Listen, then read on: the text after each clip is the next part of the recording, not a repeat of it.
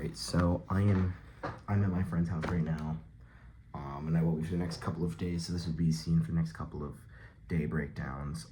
Shout out Adam.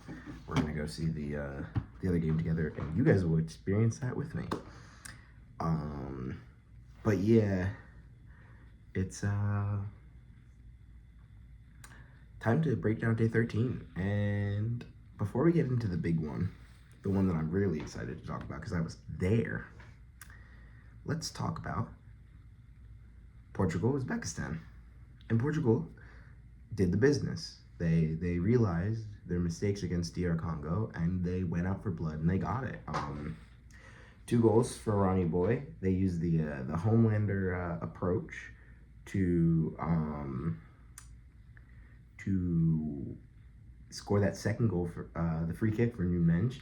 Everybody thought Ronaldo was going to take it. I thought Ronaldo was going to take it. Ronaldo not taking a free kick in like 2026 was crazy, by the way. And he didn't. And they scored. Nobody moved. It was a really clever free kick. And they were just in control the whole time. I mean, Uzbekistan did score a goal that was disallowed. And, like, yeah, it's a foul. It didn't really mean much. Maybe some momentum there for them. But, yeah, I don't know. I feel like should have given it to them.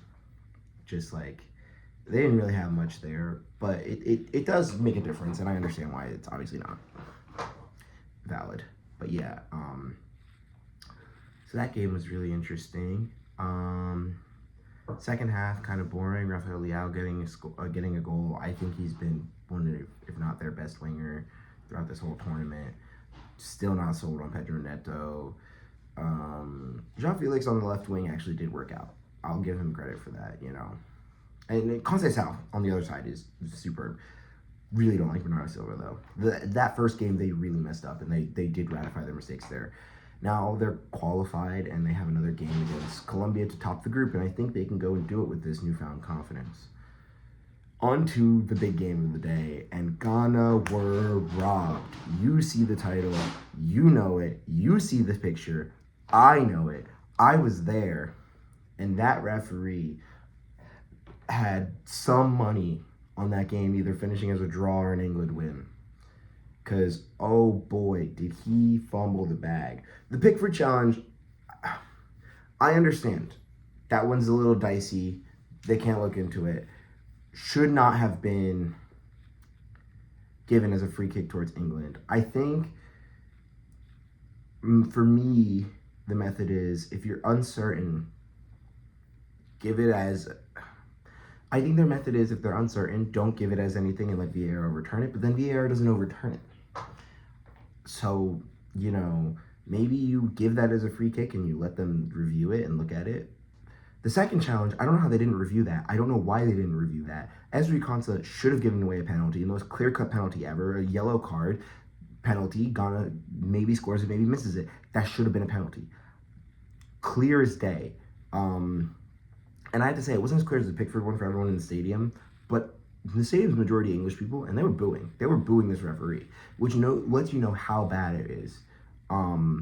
So yeah, I don't understand what they were up to in that game. And England were very lucky. They were, you know, very passive. They were given the ball, and they did not know what to do with it. They did not try and break lines. They did not try and switch the ball. Anthony Gordon snuck his way onto a World Cup game. He was so bad.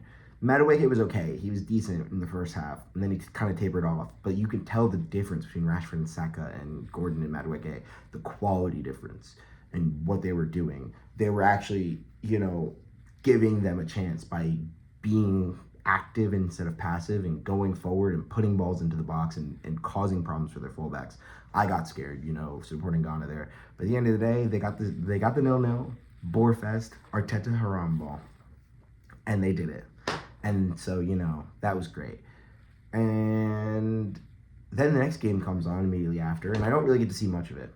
Panama-Croatia. Croatia wins 1-0.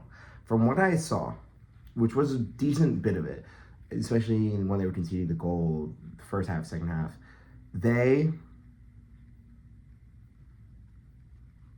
I'm going to leave that in. That's really funny. Croatia, were played off the ball the entire time. Panama just could not finish their chances. They could not make quality chances. They could not finish their chances, but they had the ball. They had the they were doing things. Croatia got one big chance and they took it. And Panama are eliminated, unfortunately for them, because they were not good enough in the final third. And it's the same situation for their game against Ghana. They were not good enough. They just, went out there and were the nearly men. They thought they deserved more, and maybe they did deserve more, but they did not prove that they deserved more, and they conceded a goal when it mattered the most. And it's the same thing: cross into the box, low cross into the box, and a finish. And Croatia get their 3 points that I will say is undeserved. And I think look out for that game against Ghana. Croatia might qualify before that game even kicks off. And so now it's just about getting second in the group like they think they deserve. And for Ghana, it's about holding on to second in the group and maybe even pushing on and hoping and praying for something from England, which I don't think will happen. But, it's something to look out for. And finally, the last game, very straightforward as well. Colombia, DR Congo. And I think DR Congo were expecting the same thing that they got against Portugal. They did, but they did not show up to the quality that they did against Portugal in terms of defensively and attacking. The goal that they gave away was kind of poor.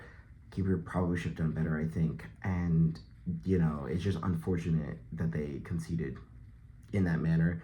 Munoz, again, on the back of the thing, and on the end of the goals for Colombia, and that's looking good for him. Raising his price a little bit, raising his stock. He's been playing very well this World Cup. Got the goal today as well, and won the game for them. And it's just very fun to see this Colombia team, and now they're in the driver's seat heading into the next set of matches. So let's talk about that group and this group, and talk about their upcoming schedule before we get into it. And then finally just very quickly break down their second round. So, yeah, Colombia-Portugal is going to be a big game. Portugal are going to be going for it. We're going to see Colombia sitting back for the first time. Really, they've been in control of the first 2 games, so now they're not going to be in control. Let's see what happens. Or maybe they will be. We'll see. But by nature, Portugal are going to be looking to have control of this, and we're going to see how Colombia defends. And it's going to be a bit of a shootout, I think. I think it's going to be very cagey. Portugal are going to be going for it. Will they get it? We'll see. And on the other hand, DR Congo, Uzbekistan, I think that will be quite the opposite. I think it'll be very feisty, but very, very defensive on both ends. We're going to see both of them try and expand and impose on the other team, and it might just be a 1-0 that gets it done at the end of the day. And both of them are still in it. Uzbekistan, they have a long way to go. They need more than 1 because of how many they conceded to Portugal this match week. But DR Congo, a goal gets them in, more or less. If they concede, if they defend and they go and they score, they can make it to the round of 32, which is not something that a lot of people expected. England, Panama, I think will be a bloodfest, a bloodshed, because England need it, Panama don't. For Panama, it's pride. For England, it's redemption, and they are out to kill. I was in that crowd. These English people are loud. They're boisterous. They impose, and they think they deserve. They think that win was deserved to them 3,000 years ago, because they're Britain and they deserve to be winning. They're England. They're the big dogs, and so they need to go out there and prove that they're the big dogs. If I see Noni Madueke and Anthony Gordon starting again, in particular Anthony Gordon, it might be rough out here. Okay, so that's going to be something to look out for. Ghana, Croatia, I think will be a fun one. Ghana yet to concede a goal yet in the World Cup. We're only one of 4 teams to do that. They're going to be playing with their hearts on their sleeves. They're going to be defending how they have been, very strong, very courageous defending. They're not going to let Croatia walk all over them. And finally, we're going to see this Croatia team maybe open up and actually have control of the game. They didn't really have that against Panama. They definitely didn't have that against England. So we're going to really see what they're made of. So that will be interesting. Winner gets second place. In Ghana's case, could even top the group. And so that's huge for them. I think they're going to want to go out there and win, or, at the very least, not concede. Keep this clean sheet streak alive. Get a point. Go through to the next round. So yeah, that will be very interesting.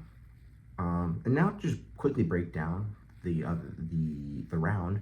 I think the surprise of the round, the best team has to be Canada for their 6-0, or Portugal, I think, or for their 5-0. Individually, Jonathan David played very well this match week, and it was kind of unmatched. Messi carried his team. Elise, Mbappe, just entire France attack all showed up, and that was good. Ronaldo actually showed up to the World Cup. Vinny Jr. doing his thing. Cunha getting in the goals as well and getting a couple. Disappointment of the match week, it really has to be England or Belgium. I think Belgium in particular, they played really poorly, and you know, it can be interesting to see them play again and see what they bring to the table. Vroom, also a good shout out for this match week. It's been absolutely superb. But yeah, it's gonna be interesting to look out to see what comes next. And I'll be covering it a couple of days behind, unfortunately, but we'll get there. We'll catch up. I promise. See you next time. Like and subscribe for more. Peace.